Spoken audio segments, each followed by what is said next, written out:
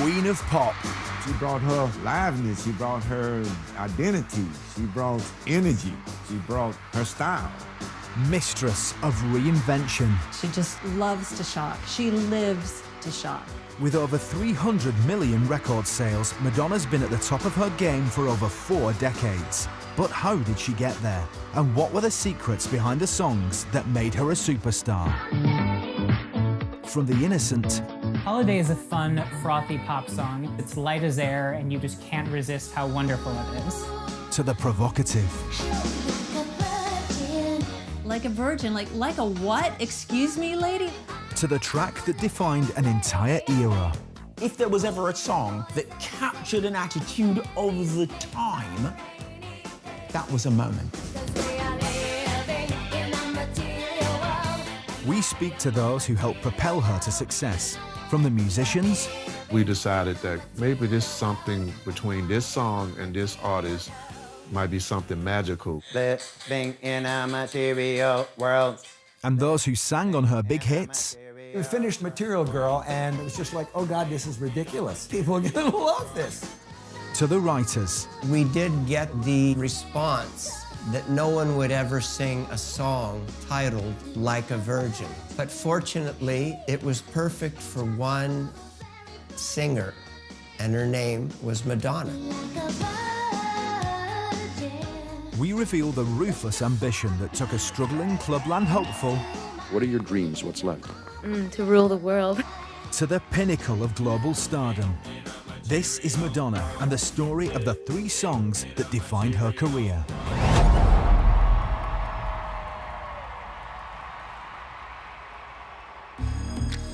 Madonna Louise Ciccone, a dance school dropout from Michigan who went on to conquer the world and enjoy a 40-year career of unparalleled success. It's just bigger than anything I could ever imagine.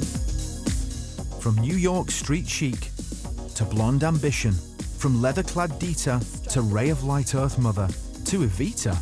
Over and over again, Madonna reinvented her music and look to become the ultimate pop star survivor. Was it 16 consecutive top 5 hits? Oh, I don't know. Something like that. Madonna has one of the most groundbreaking careers in pop music, the first female pop star to have complete control over her career. From William Orbit to Demolition Crew, she's collaborated with the world's best producers to create the world's biggest hits. She is a vocalist who can bring her identity to everything she sings. And she's still going strong today.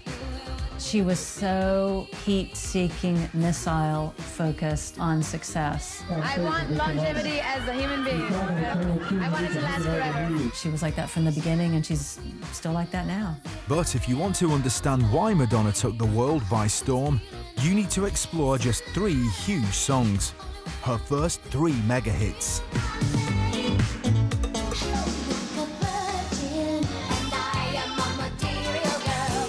To find the answer. We have main engine ignition. 3, 2, 1. We have liftoff. It's 1982, and the Columbia Space Shuttle's taking off on its 3rd mission into space. Jimmy Connors is bringing bad boy of tennis John McEnroe back down to Earth. And the sky's the limit for Michael Jackson as his Thriller album breaks all sales records. Meanwhile, a young Madonna Ciccone has risen from dance student in Michigan to be on the verge of releasing her first single. But it had been 4 tough years getting there. When Madonna was 20, she did what she now says is the bravest thing she'd ever done. She dropped out of dance college and she went to New York. She said it was the first time she'd been on a plane, first time she'd been in a taxi. She only had $35 in her pocket, but she had a dream and she had a belief, and it was for her the beginning of everything. Madonna worked at a Dunkin' Donuts to make money. She lived in really cruddy, broken down buildings in rough parts of town. To be a young woman on your own in Manhattan at the time, we had to be made out of pretty stern stuff. A lot of it has to do with imagination and the great desire and need to get out of that small town kind of feeling and go somewhere and be somebody because you feel like you're missing something. As well as being edgy, the city was a hotbed of artistic invention. In and around the club scene, the ambitious Madonna soaked up all the influences on offer. So the underground scene in New York in the early 80s when Madonna was running around was wild. It was filled with a lot of people who didn't have a lot of money, but who had a lot of creativity. I would say there was just an incredible rhythmic surge in New York City during that time. The city was raw, the city was accessible. You could come from anywhere and absolutely reinvent yourself, and that's what Madonna did. There was a buzz going on with Madonna because Madonna had so much charisma. She was really a new upcoming phenomenon, you know, in New York. Everybody knew about her in town. Although New York had been at the center of earlier music trends, styles were heading in new directions. By that time, the big crest of disco had really come and then receded. People still wanted to dance, but it had to change a little bit. Madonna's music really, early music really reflects that. She'd do her act at clubs, probably with pre-recorded music, doing like dance stuff at clubs. It was about the music, the presentation, the visual image. You can see that she's very influenced by people like Debbie Harry, who had that kind of glamour and grit. I was inspired by Debbie Harry because she seemed very in charge of what she was doing, and she also had a sort of wittiness about her and street smarts, and I liked her. She was a role model. Grace Jones is also the hypothesis of it.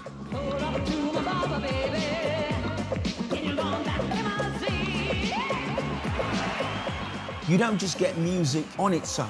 What you get is the music matches the attitude, which matches the visuals, which matches the videos. After months on the music circuit fringe, Madonna signed her first record deal. And in October 1982, her label released her debut single, Everybody. Everybody, come on, dance and sing. Everybody, get up and do your thing. We had heard her sing Everybody, the song, Everybody, you know, which is sort of like a sing-along song. We was very impressed with it, and I liked it a lot when I first heard it. Everybody is like an anthem, but it's a very low-key anthem. It's a post-disco sound. So it's kind of like you can imagine being in an after-hours club as opposed to frenetically dancing on the dance floor. The song may have been low-key, but the singer had high-powered friends. And in her determination to be a success, she was prepared to call on them. Madonna had been dating the DJ at Danceteria, Mark Kamens, and she decided that she was going to impress upon Mark that he needed to play this music. Now, this is his beautiful girlfriend, and it's a song that he liked, but he was afraid because he thought, what if everybody stops dancing? But he took the risk, he played it, and nobody stopped dancing. Everybody continued dancing, they loved it. Loved it and bought it. Not only did the song become a Clubland favorite, it reached the top 5 in the US dance charts. It's the world superstar in embryo. You can't yet tell she's going to be a superstar, but what you can tell is she has an identity, she has an attitude, and she has a presence, and it's all there. You don't even know I'm alive, and this pounding in my heart just won't die. I'm burning up. Keen to cash in on her early success, Madonna's label rushed out a follow-up dance single, Burning Up.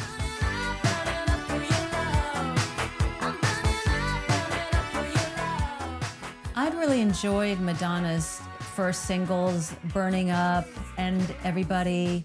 They were so melodic, poppy, and dancey all at the same time. And then I saw a photograph of her. I thought, okay, she's sort of a contender here because she was combining this street look with this very accessible pop sound. Now tell me what you want me to do. I'm not blind, and I know that you want me, but you can't let go. Come on, let go. It wasn't a hit. But that almost doesn't matter because every journey starts with a step, and Burning Up is a very small but significant step. A much bigger step came 6 months later. Madonna released a feel-good pop anthem that would take her out of the dance charts and into the mainstream.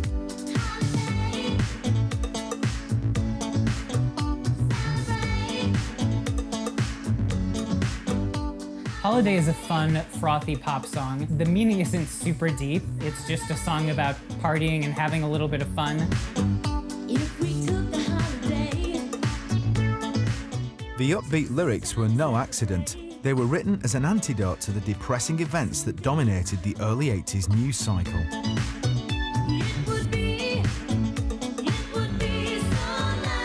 I was inspired by watching the television news at the time. It was troubling to see so much turmoil and just confusion, so it came to me like if we just had one day that we can just stop everywhere over the world, that would be like a really great thing. So the lyrics came, if we took a holiday, took some time to celebrate just one day out of life, it would be so nice. Sometimes when people are going through very difficult situations, simplicity sticks the landing better than sophistication, something that just lifts your spirits because it's light as air and you just can't resist how wonderful it is. The melody went like this. If we took a holiday, took some time to celebrate. By the time Curtis offered Holiday to Madonna, two other artists had already turned the song down.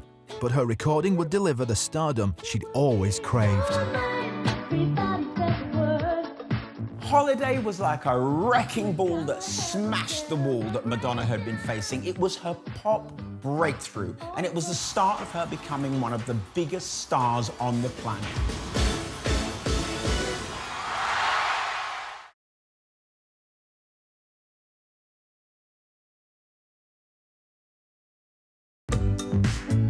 It's 1983, and Madonna has risen from dance school dropout to dance chart star. This is the story behind the 3 songs that launched her into global superstardom. With the first, Holiday, just about to be released. It was her first mainstream pop song and would go on to be a hit across the globe. But while the song had worldwide appeal, it was rooted in New York's disco-influenced R&B scene. I was in a band called Pure Energy. It consisted of myself, Raymond Hudson, my brother, and Lisa Stevens, the lead singer. Lisa had these chords, dun, bum, bum, bum.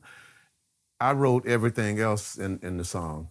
The melody, the lyrics, the arrangement, everything else was my ideas. As soon as we got to the point that we heard the intro part of Holiday, the da-da-da-da-da-da. When Curtis created that part, we knew the song had a certain energy, I would say. It was a positive energy, and we was like, we got to do something with this song.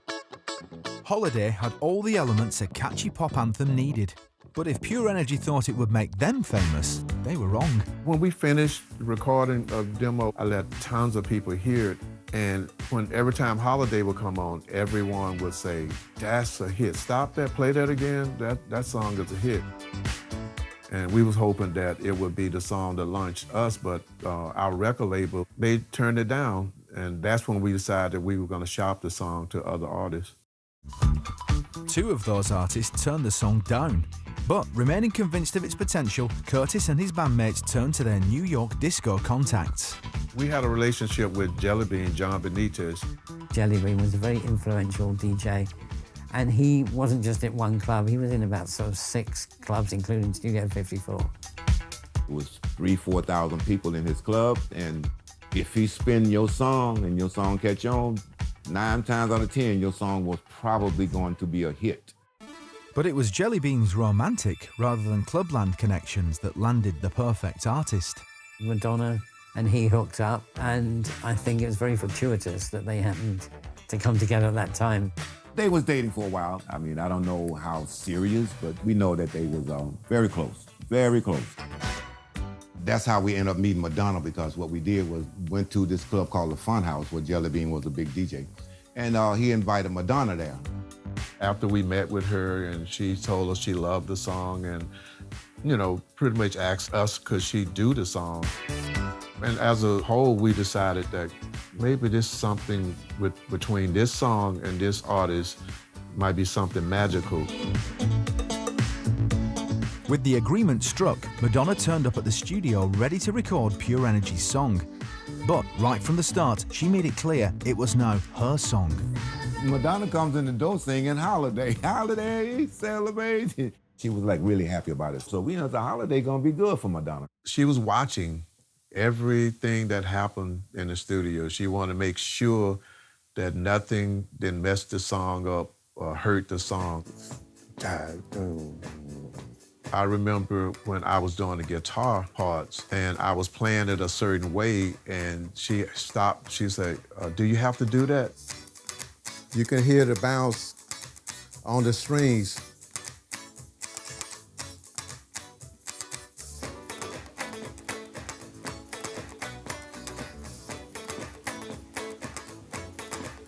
So when you put the two of those together, it's a very funky track.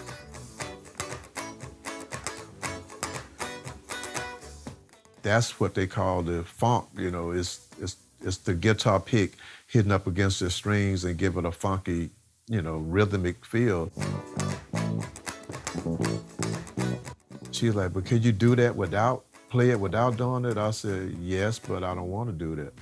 And so we kind of like had a little debate about that, and I think Jelly Bean shut it down, you know, so like, he's a guitarist, let him play it. How many artists even pay attention to that? You know, so I was annoyed a little bit, but I was kind of impressed at the same time. The thing about many artists, you see their personalities change with, you know, the attention, the money, the publicity. Madonna was always the same. So when she hadn't sold a record, she was as difficult as when she sold 50 million records, because she knew her own mind, and she was generally always right. Madonna may have been difficult over the instrumentals, but when it came to laying down her vocals, she was downright demanding. Other than the producer, she ordered everyone out, including original vocalist Lisa Stevens. Jelly Bean informed us that, well, Madonna don't want anybody to be in the studio. So we was like, okay, you know. I mean, I kind of felt bad because Raymond and myself, we was there, you know, in the session for the rhythm track, and we was participating in that. And Lisa was like, I guess she was saying, okay, vocals next, and Madonna had a different idea. Even at this young age, she would take no bull from anybody. She would believe what she believed, and she trusted her own instinct. And time after time, she proved to be right. She brought a sort of innocence that's going to appeal to a lot of young people. She brought her liveliness, she brought her identity, she brought energy, she brought her style. We wasn't in the studio at all. That's why we were surprised when we did hear her final vocals. We was like, wow, okay, they sound good. Madonna at this stage was a great vocalist because she had something that you'd not get on a lot of club records. Her diction was really clear. And she sounded like she was riding the rhythm and just kind of almost speak-singing the words. Yeah. If we took a holiday, no riffs, empty the space. If we took a holiday, just one time to celebrate, empty the space. some time to celebrate. Just one day out of life. It would be so nice. Madonna was all about rhythm and attitude and vibe, and Holiday had all of those imprints. Holiday was the first showcase for a vocal style that would soon become instantly recognizable all over the world, and was an important step towards the global phenomenon that Madonna would soon become. It quickly became a mainstream American radio favorite and reached number 16 on the all-important US Billboard chart. Madonna was a mere disco artist, no more. Holiday took her to the next level. I mean, that was really getting radio play, and people were aware of Madonna. She was a force to contend with. Holiday was her pop breakthrough. It was irritatingly unforgettable. It kind of worked its way into you.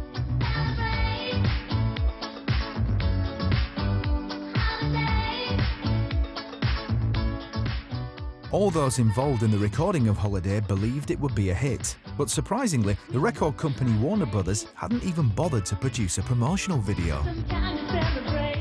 There are a couple of performances Madonna gave for a little lip-sync promotion spot, and those sort of ended up being what was used as the video in people's minds. The video is absolutely charming because she's so free in it. The dancing is kind of goofy. It's a little bit like doing the sailor's hornpipe. It's great. She's got this kind of skipping little dance that she does, but it's the same dance that she did every time she performed this. The kind of swaying from side to side. She knows exactly where the cameras are. She looks fantastic. Those looks caught the public's attention as much as the music.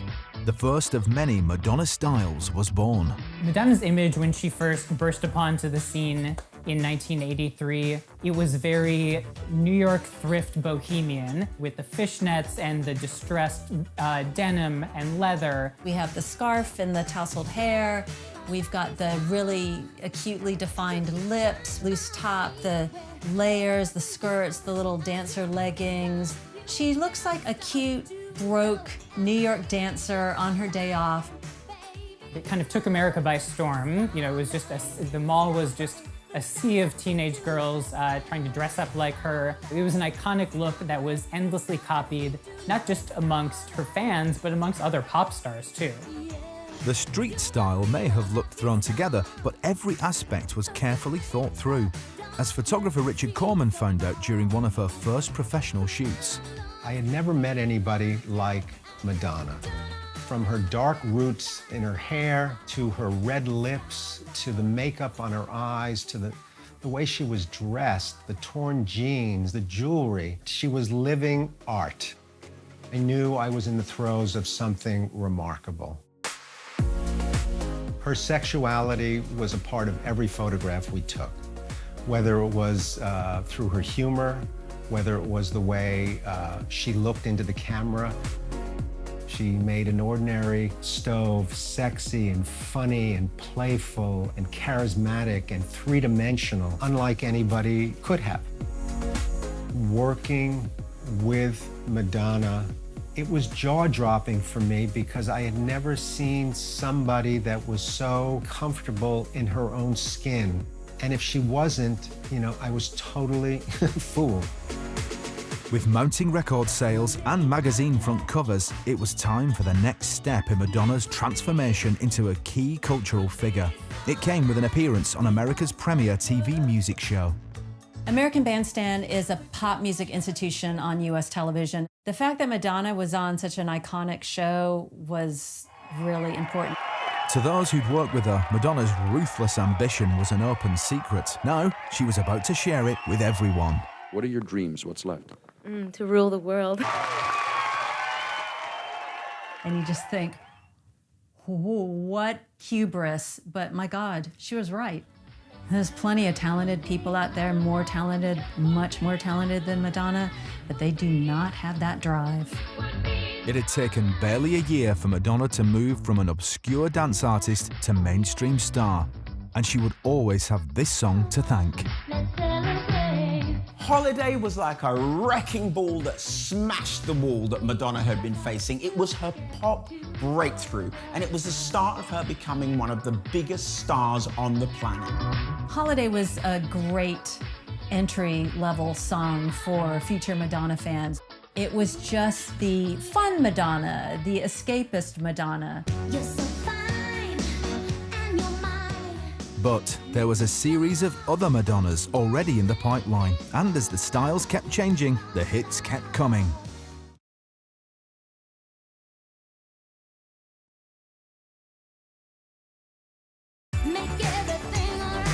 By 1984, Madonna was an established pop act, following up her breakthrough hit Holiday with the equally catchy Lucky Star. Her sound and image had inspired other female artists. And soon, rivals like Cyndi Lauper were vying to take her place. Madonna knew she had to hit back. Her next release, Borderline, hit the top 10. But behind the scenes, she was working on something much bigger. With Madonna, all of the hit singles were building blocks. We were building a success route, and it got bigger and bigger and bigger to make her into the huge star she became. The key to that stardom arrives later that year, with a track that was to smash away convention, confront controversy, and put Madonna in an unassailable position in global pop. Hi, we're in New York, and here's a song from my new album entitled Like a Virgin.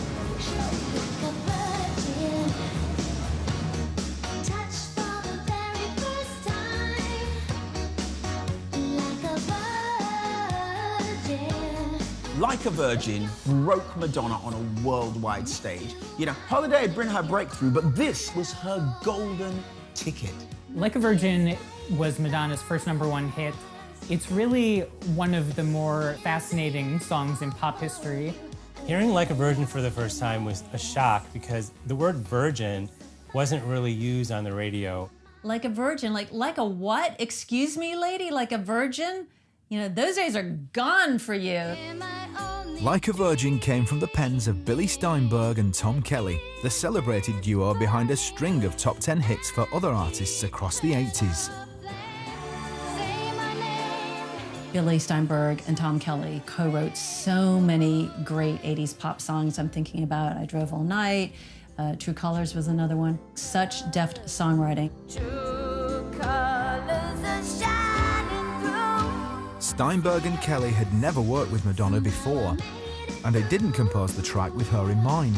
The song tells the story about how I extricated myself from a very difficult relationship and found myself in a new joyous relationship, which made me feel shiny and new.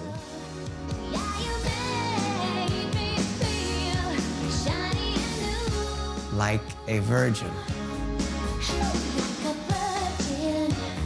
I was really surprised to find out that it was written by a man reflecting on a time in his life when he'd come out of a bad relationship and was sort of finding his mojo again.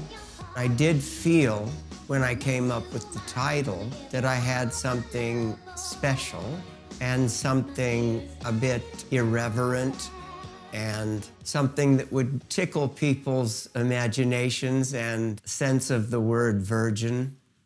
I kind of got that it would be provocative. With the risque chorus completed, Billy and songwriting partner Tom Kelly began working on the rest of the track. We didn't find the right direction for the music immediately. And then he started to play a bass line that resembled I Can't Help Myself by the Four Tops.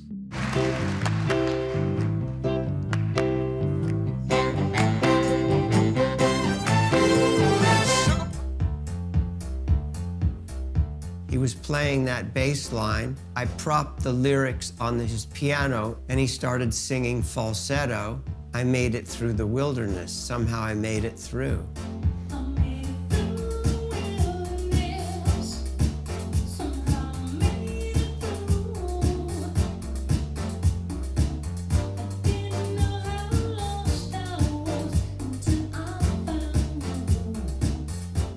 I said, that's it. And then the song quickly wrote itself. It may only have been a demo version, but Tom Kelly's falsetto became the blueprint for Madonna's final vocal. An interesting part of it is the fade at the end of the demo, because you can really hear how she copied all Tom's ad-libs as our demo was fading out.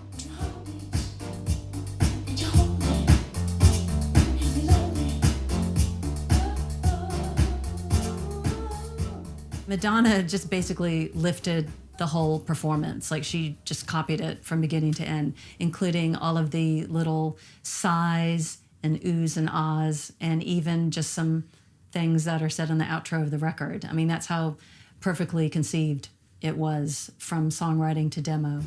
Brilliantly conceived, but tough to sell. When Steinberg and Kelly completed their track, almost no one would touch it. We started to play the song for various A&R people at different record companies. And we did get the response that no one would ever sing a song titled Like a Virgin. But fortunately, it was perfect for one singer, and her name was Madonna. Madonna has so many talents, and one of them is to know when a song is right for her. And somebody from the record company presented Like a Virgin to her in the demo form, and she went crazy. Everything about it was right for Madonna. It feels like there is no other singer in the world that could have sung that song. With Like a Virgin chosen by an excited Madonna as her next track, Chic's legendary guitarist Nile Rodgers was brought in to produce. But initially, he had his doubts about the track. Nile Rodgers, he wasn't sure. He was like, it's kind of a weird hook to sing Like a Virgin, and I'm not really, She was like, no, trust me, this is absolutely it. And she was right. Once Rodgers overcame his doubts, he and Madonna shared the studio for every moment of the production, including some awkward ones. She came up to him and said, "Do you think I'm sexy?" And he responded, "Well, of course, you're one of the most attractive people I've ever seen." And then she said, "Well, why haven't you tried to sleep with me?" And then stormed out of the studio. It was just her way of kind of like goofing around, but also kind of like keeping him on edge. Whatever the studio tensions, the results were worth it. For Madonna, it was the song that changed everything. Like a Virgin, for her, was the moment where everybody who had thought she was a passing fad realized that actually, this woman, she's a game changer. She went from being a potentially big star to being a huge, huge star.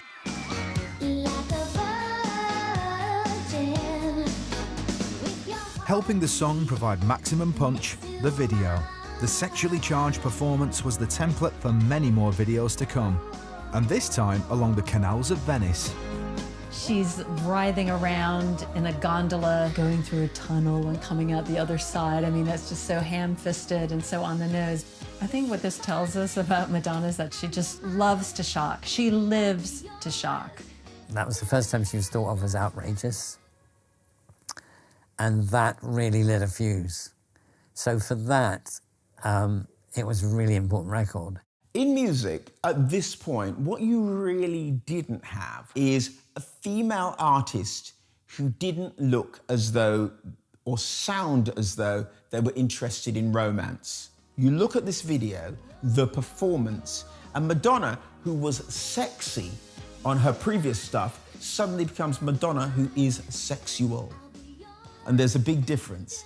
Sexy is like me and I'm pretty and I look great, don't I? And sexual is I'm in control.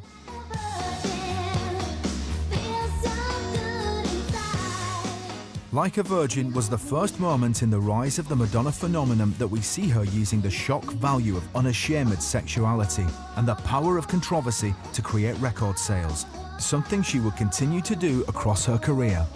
I like to provoke people, but I don't think about the danger of it. And if there is a dangerous element, that's exciting to me. The single ruled supreme at the top of the Billboard chart for a phenomenal 6 weeks. It was certified gold in the US and went on to be a massive worldwide hit. I think Madonna became a pop cultural icon the moment Like a Virgin was released.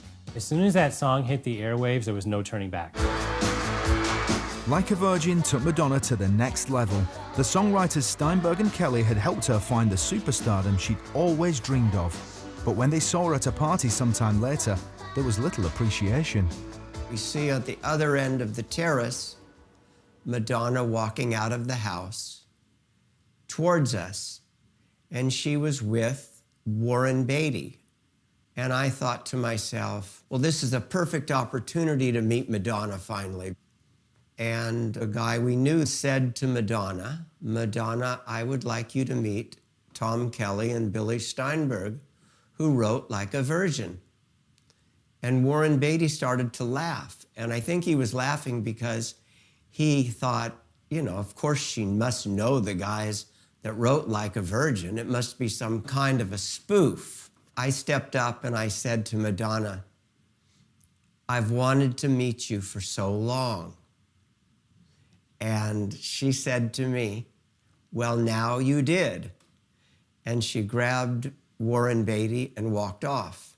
So she wasn't particularly cordial, shall we say.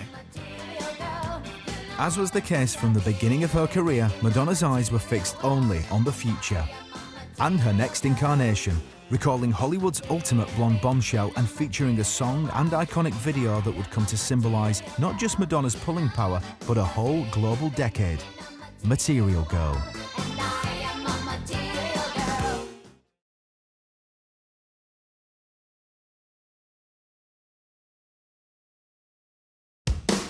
The mid-1980s saw free market economics sweep across the West. You too can become leaders in this great new era of progress, the age of the entrepreneur. Britain is confident, strong, and trusting. In the booming financial centres of New York and London, fortunes were made fast and spent even faster. For the lucky ones, the consumption had never been more conspicuous. This was the Ronald Reagan era, the greed is good, Dynasty is huge on TV, everyone's into more, more, more. In America, in 1985, was all about big hair, big shoulder pads, big wallet, all that kind of thing. The new era demanded its own soundtrack, and Madonna was the one to provide it with a song that would finally cement her superstar status.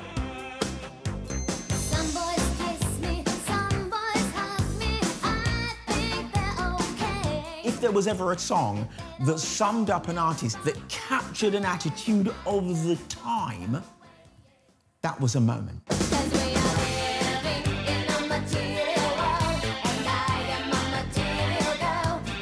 Material Girl saw Madonna reunite with production genius Nile Rodgers. Right on the one there. Give me a nice fall off. And to help him create another irresistibly catchy hit, he brought in one of his most trusted backing artists.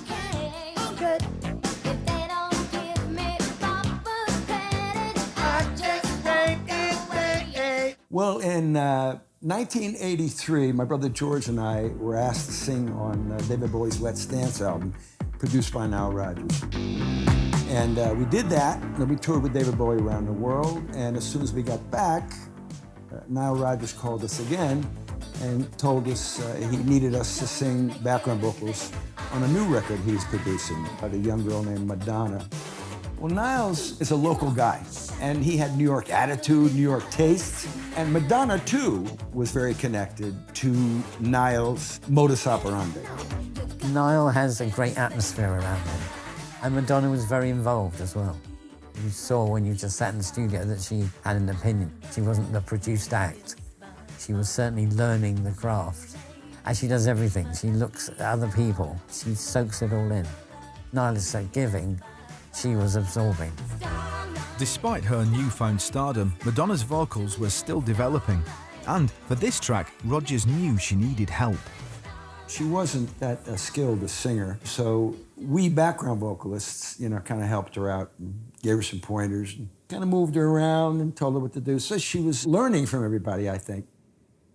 Well, if you want to use a scale of I'm going to go from 1 to 10, maybe she's at a 2 or 3.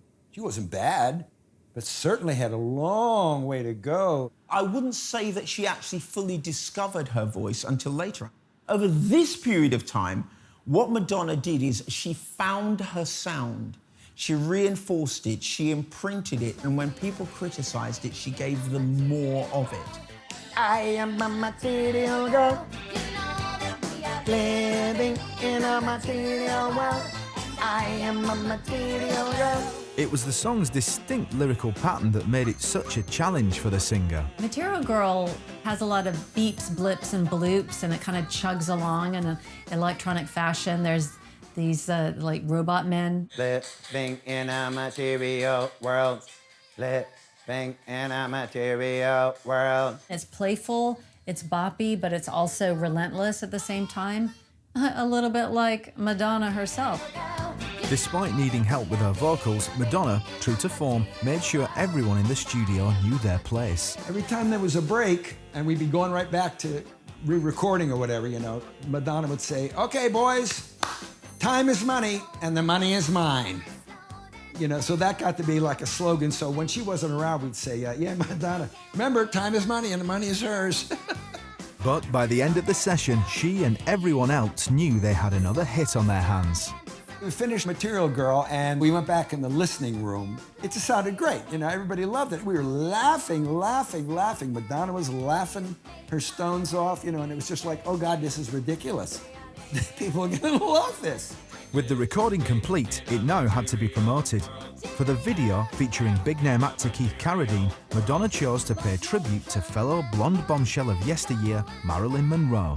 She would be taking on one of her most iconic 1950s performances, and with it, her characteristics and costume from the American musical comedy, Gentlemen Prefer Blondes. I didn't know her personally, but I admire her. She's an idol. You want to be as big a movie star as she was? Is that important? Yeah. Mary Lambert, the director of Material Girl, really did a fine job of recreating Gentlemen Prefer Blondes. You know, the diamonds are a girl's best friends.